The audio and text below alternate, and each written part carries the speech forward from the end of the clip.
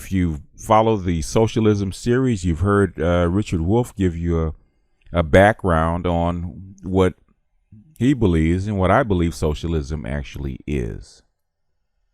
So in this video, I'm going to give my take on what socialism is from my perspective.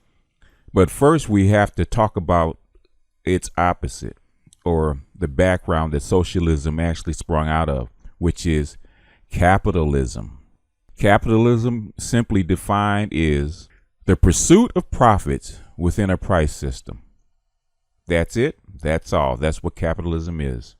In that and the laws of supply and demand, capitalism is very, very efficient at distributing goods, finding the price for those goods, and building wealth. Its market systems are very efficient. It's very fair but brutal.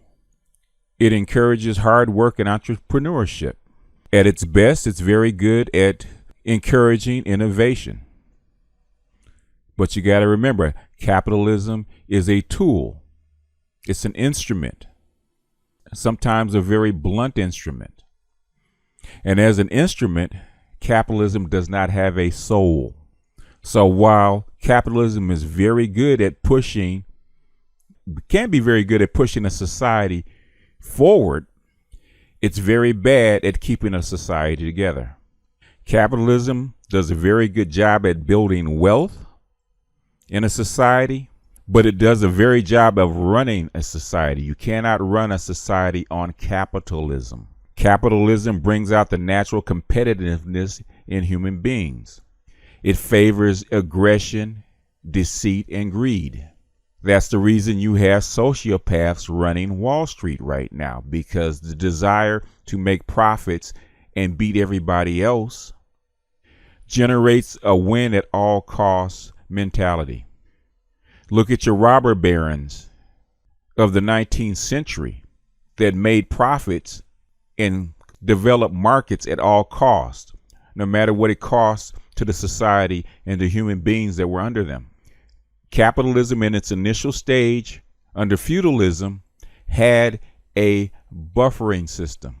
It made profits for the society, but it wasn't run by capitalism. It was controlled by feudalism. The king was in control of how the wealth was distributed. The king was in charge of keeping the society together, keeping the society cohesive. Sometimes it was by distributing the wealth. Sometimes it was by force. Capitalism has never, ever kept a society together. It wasn't designed for that. It was designed for generating wealth. And capitalism can help a society or it can destroy one with equal ease, because like I said, capitalism does not have a soul. Now, in the 18th century, when capitalism actually took over and destroyed feudalism and brought down kings and actually democratized the means for generating wealth and distributing wealth, initially it was fine. But what does capitalism do? It brings out the aggressiveness and greed in human beings. Capitalism wants to increase efficiency and profits. How do you do that? It's by cutting off so-called inefficient workers. The less you have to pay the people that generate the profits, or the less people you have to pay generating the profits, the more profits you actually make, which is the goal of capitalism. So when the agricultural revolution came to Europe and the industrial revolution came to Europe, it put workers and people off their land and out of work. So as you're putting people and workers out of work and they can't generate or make a living, what's going to happen to the society? It's either going to tear itself apart or it's going to tear up the system that you just built, because at the end of the day, a system or an instrument has to work for the society. And if it doesn't, society will cast it off. So if capitalism doesn't do well at managing a society or keeping a society together, or even equitably distributing the wealth of the society, what do you need? You need another system. If capitalism is good at generating wealth, you need something that's good at the other things that capitalism is very weak at or very poor at, or sometimes capitalism can't do and is not built for. What is the system that rose up? Socialism.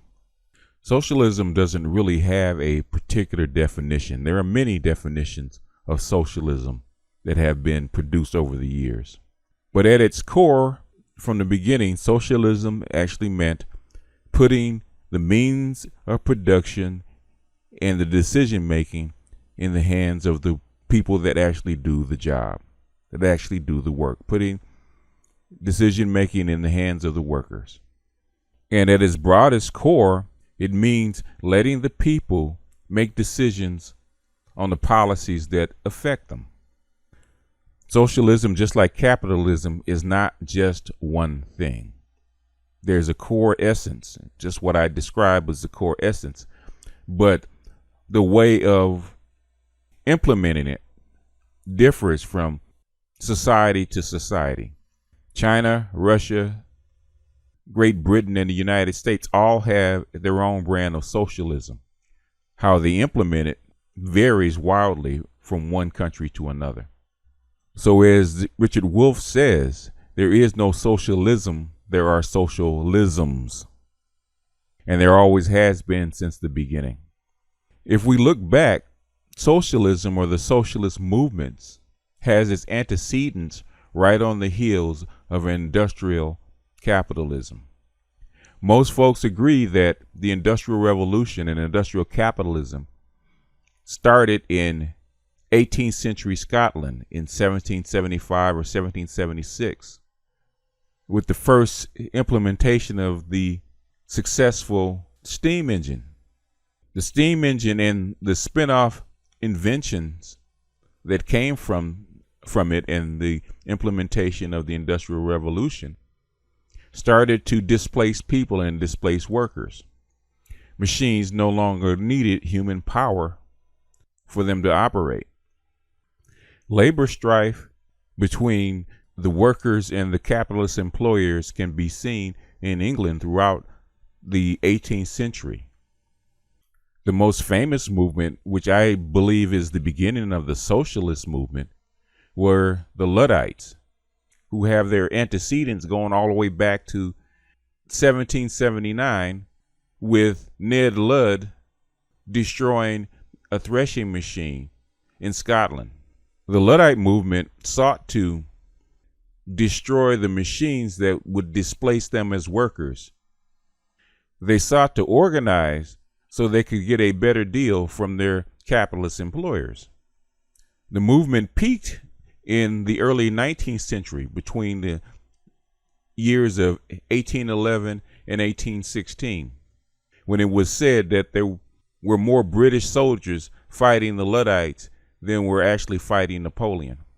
So that myth of capitalism being readily accepted by the people in the society is a myth. There has always been labor strife. There has always been movements of workers that have rebelled and fought back against being displaced by the industrial capitalist system. This is the soil that socialism grew out of. So when we look at it through this lens, you can see that socialism as an idea and as a movement existed long before Karl Marx was ever born, and long before he ever noticed the movement and actually put down principles. As Richard Wolff so aptly put it, socialism is capitalism's shadow. They can't be separated. You can't have one without the other. So even after the Luddite movement was smashed in 1816 and it was disbanded, it never stopped the struggle between the workers and capitalism. Government leaders soon figured that they had to work with these socialist leanings rather than trying to fight it. They saw what was coming, and it was better to give in and work with it rather than having displaced workers and the population overturn the system. So socialist movements in the mid 19th century sprung up all over the world, all over the developed world. Socialist Democrats in the United States and Germany, in England and France, even in the repressive feudal government they called Russia. What people don't know, and what came as a shock to me, that state socialism was actually implemented by one of the most repressive and authoritarian governments in the world. And that was Prussian Germany in the late 19th century under a supreme right-wing authoritarian, Otto Bismarck. Bismarck saw what happened in the Paris Commune and how the ideas of the Paris Commune had the potential to overturn a society and start a revolution. So what he adopted was the minimal socialist ideas. Prussian Germany was the first to implement Social Security, universal health care, and welfare as we know it. They adopted the more popular ideas and put them under state control, and the radical elements of socialism were repressed and destroyed. The hardcore socialists in Germany were either exiled or jailed. Karl Marx was one of those socialists that were exiled. A tamer brand of socialism was basically folded into the existing political order under capitalism. Bismarck's motto became the motto for the rest of the world. One by one, westernized countries adopted this type of socialist principles in their country to keep industrial capitalism from tearing itself apart.